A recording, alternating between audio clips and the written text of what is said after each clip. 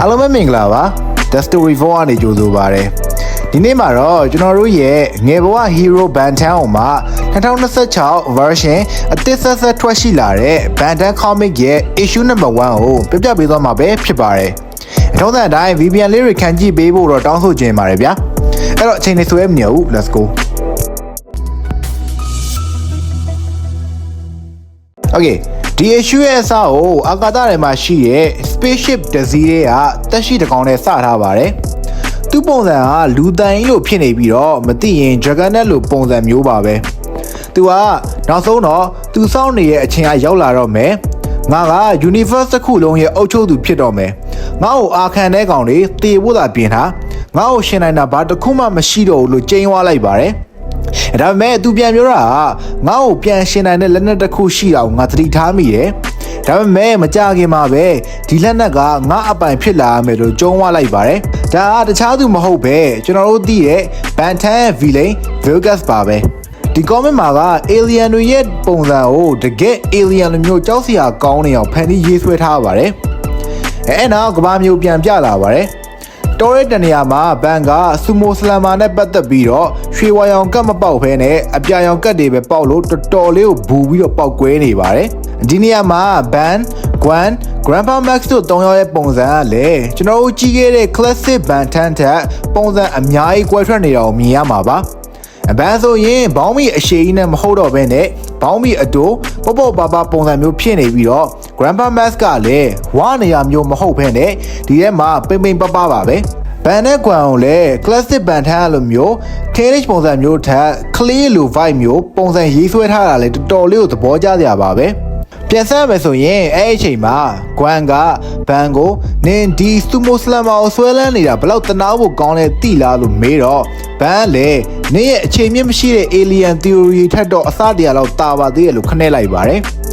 အဲ့အချိန်မှာ Max ကဂျားဝင်ဖြန့်ဖြေပေးပြီးတော့မင်းတို့နှစ်ယောက်တယောက်ကိုတယောက်ဖဲ့နေရတယ်တော်သိပြီငါတို့ကဒီကိုပျော်ဖို့လာလေးလို့ပြောလိုက်ပါတယ်ပြီးတော့ငါတို့မနေ့ကစောစောလောက်ထားနိုင်မယ်ဆိုရင် Rushmore Town ကိုနေ့လယ်လောက်ရောက်နိုင်တယ်မင်းတို့ဘလို့ထင်လဲလို့ Grandpa Max ကမေးလိုက်ပါတယ်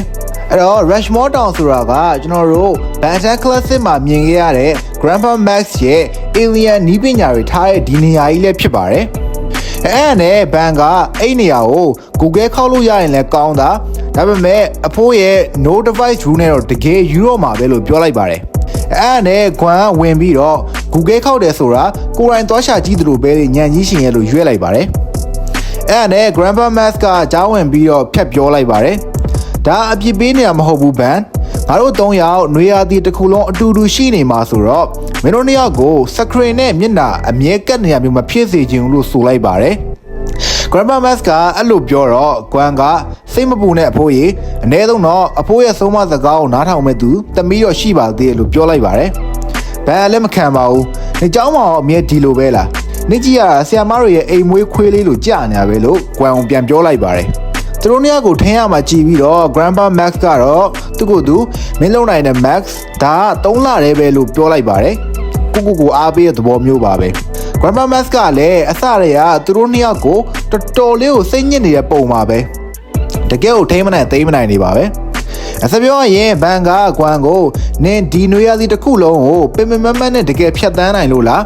ဘလောက်ပဲအကြမ်းခံနိုင်တယ်ဆိုတော့နင်ကမင်းကလေးပါပဲလို့တဲ့ပြောချလိုက်ပါတယ်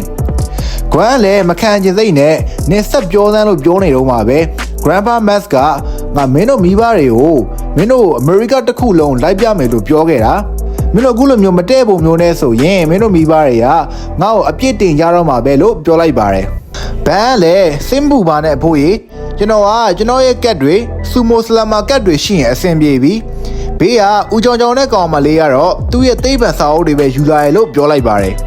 ဒါနဲ့ဂွမ်ကလည်းနင်ပြောချင်တာပြောဘန်အ ਨੇ ဆုံးတော့ငါမိဘတွေကဒီခရီးကိုနင်းလို့လူကိုမလိုချင်လို့3လလောက်နားအေးပြီးရောဆိုပြီးတော့အကြောင်းပြချက်နဲ့ပို့လိုက်တာမဟုတ်ဘူးလို့ပြောလိုက်တော့ဘန်ကအရှိုက်တက်ကိုထိသွားပြီးတော့ငါလည်းသူတို့မလိုအပ်ပါဘူးမင်းတို့ရဲ့အတုံးမကြတဲ့ marshmallow နဲ့သာနေခဲ့လိုက်တော့ငါကတော့သွားပြီဆိုပြီးတော့ဆောင်းကြီးအောင်ရင်နဲ့ထွက်သွားပါတယ်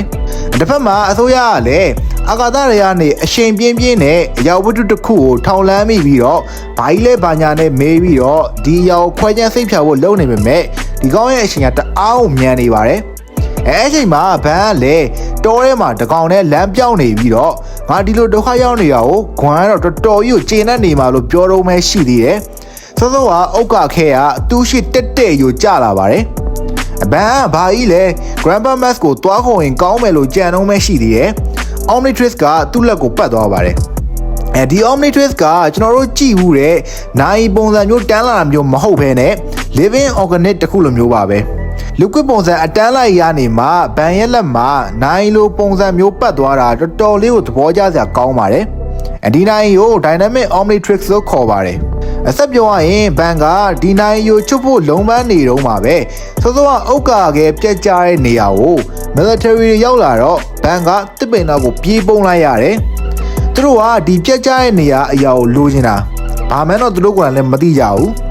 Grandpa Max ကလည်းဘန်ကိုလိုက်ရှာနေရင်နဲ့ပြက်ကြခဲ့နေရာကနေထွက်နေတဲ့မိကုံးငွေကိုတွေ့သွားတော့ဘန်ကိုစိတ်ပူသွားတယ်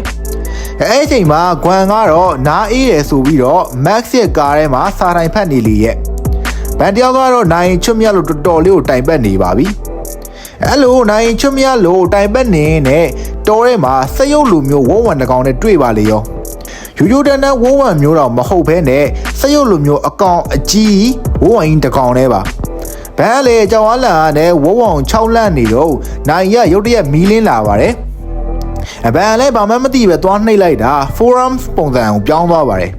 ဒီမှာ forums ကကျွန်တော်တို့ကြည့်ဘူးလို့မျိုးခေါင်းကဝိုင်းနေတာမျိုးမဟုတ်တော့ဘဲနဲ့နည်းနည်းရှည်လမျိုးဘက်ကိုသွားပါတယ်တကယ်ကိုဂျိုသားပုံစံနဲ့ကိုသွားတူတာပါပြီးတော့ transformation လုပ်နေတဲ့အချိန်မှာလေပြောင်းတဲ့ပုံစံကကြောက်ဖို့ကောင်းတယ်ထင်ရပေမဲ့ဘန်ကတော့နည်းနည်းလေးမှမနာတာပါဒါတော့ Carnitrix နဲ့တော်တော်လေးကို꿰ပြတဲ့အချက်ပေါ့နော် okay ပြီးတော့နိုင်ရလဲကျွန်တော်ပြောဖို့တလို့မျိုး living organism လိုမျိုးဖြစ်ရင်ဖြစ်မဟုတ်ရင် advanced AI ဟိုမှာ symbiote version နဲ့တော့တွားတူလိုမျိုးခံစားရတယ်ဘာလို့ဆိုဘန်ကအနေရဖြစ်တော့မဲ့အချိန်မှာသူ့ဘာသူနိုင်ရထလင်းလာတာပေါ့နော်အဆက်ရင်ဘန်ကစရုပ်ဝန်းဝင်ကောင်နဲ့ကိုတစ်ချက်သူ10ချက်ဆိုတာမျိုးအကျုံးခံနေရတာပါဘန်ကတကယ်ဒေါသထွက်သွားပြီးတော့လာသန်းထိုးလဲထိုးအောင်ဆိုတော့ Omnitrix ကမီနီပြလာပြီးတော့ဘန်ကသူ့ရဲ့လူသားဖောင်ပြန်ပြောင်းသွားပါတယ်ဒီမှာဆိုဘန်ကလူသားဖောင်ပြန်ပြောင်းသွားတဲ့အချိန်မှာခေါင်းမူးရဆိုပြီးပြောသွားတာလေတော်တော်လေးကိုသဘောကျဖို့ကောင်းတဲ့ဒီတစ်အချက်တစ်ခုပါပဲလူပုံစံပြန်ပြောင်းသွားတော့ဘန်ကတိုင်နေပတ်ပြီးတော့ Omnitrix ကိုမင်းစောတော့ဘာပဲလုပ်လို့ကွာပြန်လုပ်ပါဟာဆိုပြီးပြေးနေနဲ့နိုင်ကိုလည်းရိုက်နေနဲ့အော်နေရပါရှောင်းရင်တင်းနဲ့နိုင်ရအားပြေသွားတော့ဘန်လည်းဘာမှမသိပဲရိုက်ချလိုက်တာတကယ် alien ပုံစံ Hebless ပုံစံကြီးကိုပြောင်းသွားတာပါတော်လေးကိုမှကြည့်လို့ကောင်းပါတယ် Hebless ကငါဖြစ်သွားလဲစောစောကလက်တွေနဲ့အကောင်ကြီးအောင်ဘယ်ရောက်သွားလဲလို့မေးခွန်းထုံးနေတော့မှာပဲဘုံဝင်ရာဘေးနားခုံအုပ်လာတော့ငါနာမကတ်နဲ့ငါကငါမထိန်ချုံနိုင်ဘူးလို့ပြောပြီးတော့မီးတွေကိုဝုန်းကနေထားတောက်လိုက်တာဘုံဝင်လည်းထွက်ပြေးသွားပါတော့တယ်ဘန်လည်းသွားပြီးဒီလောက်မီတော့ကြီးနေဆိုရင်စောစောကလက်နက်နဲ့ကောင်တွေကို attention ပေးသလိုဖြစ်လို့ဆိုပြီးတော့သူလည်းထွက်ပြေးပါတော့တယ်ခဏကြာတော့ military ကရောက်လာပြီးတော့ဒီနေရာမှာမီးသားတွေပွားကျဲနေတာပဲသူရဲ့အထက်အရာရှိ Colonel Rosen ကိုဆက်သွယ်ပြီးတော့ငါတို့အခုစောစောကအုတ်ကာခဲပြက်ကျတဲ့နေရာနဲ့မိုင်ဝက်လောက်မှာပဲရှိသေးတယ်ဒီမှာမီးလိုမျိုးအရာတစ်ခုကတောင်းကျမ်းသွားတဲ့ပုံပဲဒါကတော့မတော်တဆမှုတစ်ခုတိုက်ဆိုင်မှုတစ်ခုမဖြစ်နိုင်လာဘူးမလားလို့မေးလိုက်ပါတယ်တစ်ဖက်ကလည်းဒါကဘာကောင်ကြီးပဲဖြစ်နေပါစေငါတို့ဒါကိုရှာပြီးတော့ရှင်းပြဖို့လိုရလို့ပြောလိုက်ပါတယ်တစ်ဖက်မှာလည်းဂွမ်က Grandpa Max ကိုဖုန်းနဲ့ခေါ်နေပေမဲ့ voice mail နဲ့သာတိုးနေလို့ဂွမ်လည်းဖုန်းကင်မှာအဖိုးကြီးအပြင်မှာအဲ့လောက်ထိဘာရောလုံးနေရတယ်ဆိုပြီးတော့စိတ်ပူနေတဲ့ပုံပါပဲဒါမှမဟုတ်သူကိုယ်တိုင်ကြောက်နေရမျိုးလည်းဖြစ်နိုင်ပါတယ် Grandpa Max ကတော့တောထဲမှာလိုက်ရှာနေနဲ့တခုခုရှာတွေ့သွားတဲ့ပုံစံမျိုးနဲ့တနေ့နေ့ရောဒါမျိုးဖြစ်လာလိမ့်မယ်ဆိုတာသိနေတယ်ဒါပေမဲ့ဒီလောက်မြန်မယ်လို့တော့မထင်ထားဘူးလို့ပြောလိုက်ပါတယ် maybe ဘန်အောင်ပြောတာများလားဒါမှမဟုတ် Omnitrix ပြတ်ကျခဲ့တဲ့နေရာကိုပြောရလားဆိုတာတော့စဉ်းစားစရာပါပဲပြီးတော့ Vegas ရဲ့ရင်ပြောင်ပြလာပြီးတော့ဒီရင်ပေါ်မှာဆိုရင် Omni Energy Signal ကိုရှာတွေ့ပြီဆိုတဲ့အချက်ပြတာလေးပေါ်လာပါတယ် Vegas ကနောက်ဆုံးတော့ဒီအရာကြမပုံးနိုင်ဘူးဆိုတာသိသားပဲအခုငါတို့ဒီယာရဲ့ signal ကိုလိုက်ရှာပြီးတော့တိုက်ခိုက်ဖို့ချက်ချင်းပြင်ဆင်မယ်ဒီလက်နဲ့ Omnitrix နည်းပညာကိုရထားတဲ့ညံရည်နှိမ့်တဲ့မျိုးစိတ်တွေကသူတို့ကိုယ်တိုင်ဘာနဲ့ရင်ဆိုင်နေရလဲဆိုတော့သိမှာမဟုတ်ဘူး ဘာလို့ဆိုရင်ဒါကစက်ကြဝဠာတစ်ခုလုံးအုပ်စိုးနိုင်မဲ့တောချက်ဖြစ်နေလို့ပါလို့ဆိုရင်းနဲ့ပဲ issue 1ကိုဒီနေရာမှာလည်းအဆုံးသတ်ထားပါတယ်နောက်ထပ် issue 2ကတော့ဇွန်လ3ရက်နေ့မှာထွက်မှာပဲဖြစ်ပါတယ်ပြောရရင်ဒီ absolute Banner comic ကအစမှတော်တော်လေးကိုဖတ်လို့ကောင်းတယ်လို့ပြောလို့ရတယ်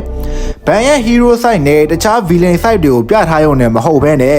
အစိုးရကပါဒီနိုင်နောက်ကိုလိုက်နေတာကလေးတယောက်အနေနဲ့ဘလို့ pressure တွေ responsibility တွေကိုခံရမလဲဆိုတာနဲ့ Grandpa Max နဲ့ Gwen ကရောဘလို့ကူညီမလဲဆိုတာကိုစောင့်ကြည့်ရမယ့် comic တစ်ခုလည်းဖြစ်ပါတယ်အဲ့တော့ brother တို့ကရောဒီ comic ကိုဘလို့မြင်ကြလဲဆိုတာပြပြပေးသွားကြပုံလို့ဆိုရင်းနဲ့ပဲအားလုံးပဲ goodbye